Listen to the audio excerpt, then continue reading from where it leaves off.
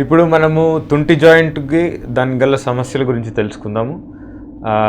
లక్కీగా మోకాలు నొప్పుల కంటే తుంటి ఎముక యొక్క ప్రాబ్లమ్స్ తక్కువగా ఉన్నాయి మన దేశంలో. అయితే most common causes avascular necrosis అని అంటాం. దాని గురించి మనం తెలుసుకుందాము.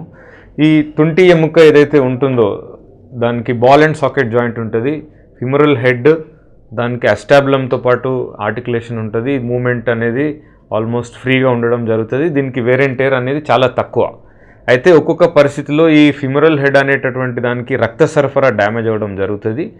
ఇది స్టిరాయిడ్ యూజ్ వల్ల కానీ, ఆల్కహాల్ యూజ్ వల్ల కానీ, సిగరెట్ స్మోకింగ్ వల్ల కానీ, లివర్ కిడ్నీ ప్రాబ్లమ్స్ కనుక ఉన్న వాళ్ళకి, సికిల్ సెల్ ఎనీమియా అనే ప్రాబ్లం ఉన్న వాళ్ళకి జరగడం జరుగుతుంది. అయితే ఈ ప్రాబ్లం యంగర్ ఏజ్లో రావడం అనేది విశేషము. యంగ్ పేషెంట్స్ ప్రాబ్లం వచ్చి ఈ బాల్ డ్యామేజ్ అవ్వడము, ఏవాస్కులర్ నెక్రోసిస్ వల్ల ఈ హెడ్ కొలాప్స్ అవ్వడం వల్ల అసలు నడవలేని పరిస్థితిలో చాలామంది ఉండడం జరుగుతుంది. అట్లాంటి వాళ్ళకి తుంటి కీలు మార్పిడి ద్వారా ఉపశమనం అనేది కలిగించడం జరుగుతుంటుంది. అయితే చాలా ముఖ్యమైనటువంటిది ఏంటంటే ఏ రకమైన అలవాట్లు, సిగరెట్ స్మోకింగ్ కానివ్వండి, ఈ ఆల్కహాల్ కన్జంప్షన్ కానివ్వండి, చాలా జాగ్రత్తగా ఉండాలి. ఇవి కనుక హద్దు మీరి కనుక ఎవరైతే చేస్తారో వాళ్ళకి ఈ హిప్ జాయింట్ ఏవాస్కులర్ నెక్రోసిస్ వచ్చే ప్రాబ్లం ఉంది. స్టిరాయిడ్ యూస్ కూడా చాలా ర్యాంపెంట్గా ఉంటుంది. దాన్ని కూడా మనం చాలా జాగ్రత్తగా ఉండాలి, బాడీ బిల్డింగ్ కోసం అని కానివ్వండి. అయితే మనం చాలా జాగ్రత్తగా ఉండాలి. ఈ స్టిరాయిడ్ యూస్ కానివ్వండి, బాడీ బిల్డింగ్ కోసమో, లేకపోతే స్కిన్ ఎలర్జీస్ అనో, బ్రాంకియల్ ఆస్మానో, సాధారణమైన జ్వరాల కోసము కూడా ఒక్కొక్కసారి ప్రిస్క్రైబ్ చేయడం జరుగుతుంది. ఈ స్టిరాయిడ్ మందులు కనుక అత్యంత అవసరమైన పరిస్థితిలోనే వాడడం చాలా సేఫ్. రెండవది bad habits, alcohol consumption, cigarette smoking హద్దు మీరినట్లయితే ఈ రక్త సరఫరా బాల్కి డ్యామేజ్ అవ్వడం జరుగుతుంది. రేర్ కండిషన్స్లో మనకు కారణం తెలియకపోవచ్చు, కిడ్నీ ప్రాబ్లం ఉన్నా, లేకపోతే లివర్ ప్రాబ్లం ఉన్నా, సికిల్ సెల్ ఎనీమియా, ఇట్లాంటి వాళ్ళకి ఏవాస్కులర్ నెక్రోసిస్ అయితే మనం ఏం చేయలేం, కానీ మన చేతులారా మనం చేసుకోకూడదు. సో ఈ బ్యాడ్ హ్యాబిట్స్ అనేది అవాయిడ్ చేయడం చాలా చాలా ముఖ్యం. అర్లీ స్టేజెస్ కనుక ఉన్నట్లయితే ఈ ఏవాస్కులర్ నెక్రోసిస్, దీనికి core decompression, stem cell therapy, bone grafting లాంటి ట్రీట్మెంట్స్ చాలా ఉన్నాయి. వాటి సక్సెస్ రేట్స్ 60 to 70% ఉంటుంది. అయితే కొంతమందిలో ఈ హెడ్ ఏవాస్కులర్ నెక్రోసిస్ రిలెంట్లెస్గా ప్రోగ్రెస్ అవ్వడము, ఈ కార్టిలేజ్కున్న సపోర్ట్ వెళ్ళిపోయి ఈ హెడ్ షేప్ అవుట్ అవ్వడము, ఈ షేప్ అవుట్ అవ్వడం వల్ల ఆర్థరైటిస్ డెవలప్ అవ్వడం జరుగుతుంది.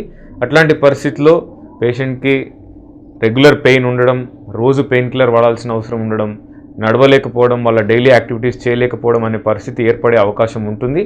ఇట్లాంటి పరిస్థితులలో తుంటి కీలు మార్పిడి అనేది చాలా సక్సెస్ఫుల్ ఆపరేషన్. యంగర్ పేషెంట్స్లో ఈరోజు మనము ceramic type of joint replacements, ceramic on highly crosslink polyethylene అనే type of uncemented hip replacements చేయడం జరుగుతుంది. వీటి సక్సెస్ 20 నుంచి 25 years వరకు ఉండడం అనేది విశేషము. ఆపరేషన్ సరిగా నిర్వర్తించినట్లయితే అన్ని పనులు వాళ్ళు చేసుకోగలగడము, హై యాక్టివిటీస్ అన్నీ చేయగలగడం అనేది సాధారణంగా చేయడం జరుగుతుంది. రన్నింగ్, జంపింగ్ లాంటి యాక్టివిటీస్ తప్ప కింద కూర్చోవడము, బాస్కెట్లు వేసుకుని కూర్చోవడము, నడవడము, మెట్లు ఎక్కడం దిగడం ఇవన్నీ కూడా యథావిధిగా వాళ్ళు చేయడం జరుగుతుంది. పెయిన్ నుంచి ఉపశమనం కూడా కంప్లీట్గా కలుగుతుంది. అయితే మోస్ట్ ఇంపార్టెంట్, మనం అవాయిడ్ చేయగలిగే factors smoking, alcohol consumption, steroid use ఇండిస్క్రిమినేట్గా ఇవి అవాయిడ్ చేసినట్లయితే ఈ ప్రాబ్లం రాకుండా ఉండే అవకాశం ఉంటుంది. అదర్ కాజెస్ హిప్ ప్రాబ్లంకి మన దేశంలో ఫ్రాక్చర్స్ అవ్వడం, యాసిటాబులర్ ఫ్రాక్చర్స్, నెక్ ఫీమర్ ఫ్రాక్చర్స్ అవ్వడము, వీటి వల్ల కూడా ఈ హిప్ జాయింట్ డ్యామేజ్ అవ్వడం జరుగుతుంది. ఇవి కూడా అన్ఫార్చునేట్లీ యంగ్ పీపుల్లోనే ఉండడం మేము చూస్తూ ఉన్నాము. సో హిప్ ఆర్థరైటిస్ అనేది, హిప్ రిప్లేస్మెంట్ అనేది 25 నుంచి 50 లోపు ఉండేటటువంటి పాపులేషన్లో ఉంటుంది. నీ ఆర్థరైటిస్ అనేది 55 అబోవ్ పాపులేషన్లో చూడడం జరుగుతూ ఉంటుంది.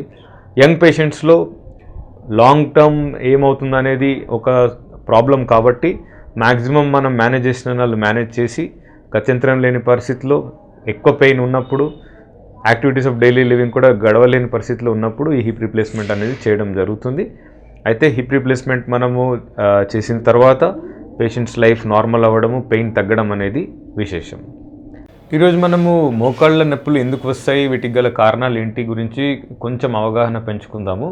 ఈ మోకాళ్ళ నొప్పులు అనేటువంటివి సాధారణంగా వయసు పైబడిన కొద్దీ మోకాళ్ళ వేర్ అండ్ టేర్, అరుగుదల ఉండడం వల్ల మోకాళ్ళు అరిగిపోవడం, ఈ ఆర్థరైటిస్ అని అంటాము, ఆస్టియో ఆర్థరైటిస్ అని అంటాము. దీనివల్ల మోకాళ్ళు క్రమంగా అరిగిపోతాయి. దీనిలో కార్టిలేజ్, మృదులాస్థి అనేది అయితే అంటామో అది కరిగిపోవడం వల్ల బోన్ మీద బోన్ రాసుకోవడం, దీనివల్ల కాలు వంకర అవ్వడం, నడవడం ఇబ్బందికరంగా అవ్వడము, ఎక్కువ దూరం నడవలేకపోవడం, స్పీడ్ తగ్గడం, ఎక్కువసేపు కూర్చున్నాక లేచినప్పుడు స్టిఫ్నెస్ ఉండడం అనే సిమ్టమ్స్ మనకి కనపడుతూ ఉంటాయి. అయితే కొంతమందికి యంగర్ ఏజ్ గ్రూప్లోనే ఇన్ఫ్లమేటరీ ఆర్థరైటిస్ అంటే రుమటాయిడ్ ఆర్థరైటిస్ కానివ్వండి, గౌట్ కానివ్వండి, ఇలాంటి అదర్ టైప్ ఆఫ్ ఆర్థరైటిస్ వల్ల కూడా మోకాళ్ళ నొప్పి వచ్చే అవకాశం ఉంటుంది. యంగర్ పేషెంట్స్లో కొంతమందికి కాళ్ళు పుట్టుకతోనే వంకర ఉన్నట్లయితే దీని మీద జాయింట్ మీద లోడ్ ఎక్కువ అవడంతో అర్లీ ఏజెస్లో 40-45 ఇయర్స్కే ఈ మోకాలు అరగడం జరుగుతుంది. ఈ మోకాలు అరిగినప్పుడు ఒక్కొక్కసారి ఆ వంకర సరిచేయడం అనే ఆపరేషన్ ద్వారా ఈ అరగడంని అరికట్టచ్చు, లేకపోతే డిలే చేయొచ్చు. ఈ కీళ్ళ అరుగుదల వల్ల చాలామందికి అర్లీ మార్నింగ్ స్టిఫ్నెస్, లేచిన తర్వాత నడవలేకపోవడము, ఎక్కువ దూరం నడవలేకపోవడము, స్పీడ్గా నడవలేకపోవడం అనే సిమ్టమ్స్ ఉంటాయి. మోస్ట్ ఆఫ్ ది ట్రీట్మెంట్ ఇనిషియల్గా ఏదైతే ఉంటుందో అది కన్జర్వేటివ్ ట్రీట్మెంట్, అంటే ఆపరేషన్ లేకుండా ఈ ప్రాబ్లమ్ని రికగ్నైజ్ చేయడము, ఏదైనా సెకండరీ కాజ్ ఉందా, యూరిక్ యాసిడ్ ఏమైనా పెరిగిందా, వీళ్ళకి ఏమన్నా కీళ్ళవాతం లాంటిది ఏదైనా ఉందా, థైరాయిడ్ ప్రాబ్లం ఉందా, అలాంటివి పరీక్షల ద్వారా నిర్వహించడము, ఒక బేస్ లైన్ ఎక్స్రే చేసుకోవడము, చేసిన తర్వాత ఎంత అరుగుదల ఉన్నది, ఏ స్టేజ్లో ఉన్నది, 4 స్టేజెస్ ఉంటాయి. ఫస్ట్ స్టేజా, సెకండ్ స్టేజా, థర్డ్ స్టేజా, ఫోర్త్ స్టేజా అనేది నిర్ధారించడం జరుగుతుంది. Most of the early stages 1 to 3 stages లోపల పేషెంట్లకి మోకాళ్ళ అరుగుదలను స్లో డౌన్ చేసే మెడికేషన్ స్టార్ట్ చేయడము, మోకాళ్ళ మసిల్స్ని స్ట్రెంగ్తెన్ చేయడము, లైఫ్ స్టైల్ మాడిఫికేషన్స్ అంటే నేల మీద కూర్చోవడం, మెట్లకి దిగడం తగ్గించడము, ఎక్కువ దూరం నడవకుండా, అవసరం ఉన్నప్పుడు మెడికేషన్ వాడుకుని ఫిజియోథెరపీ ద్వారా మోకాళ్ళ మసిల్స్ని స్ట్రెంగ్తెన్ చేసుకుని మేనేజ్ చేయడం జరుగుతుంది. ఈ పెయిన్ కనుక కంటిన్యూస్ బేసిస్ మీద ఉండడము, ఎవ్రీ స్టెప్ పెయిన్ఫుల్ అయ్యి గ్రేడ్ 4 ఆర్థరైటిస్ ఉండి 6 నెలల తర్వాత కూడా రోజు పెయిన్ కిల్లర్ వాడే అవసరం ఉన్న వాళ్ళకి ఒక్కొక్కసారి మోకాలి శస్త్రచికిత్స అవసరం పడుతుంది.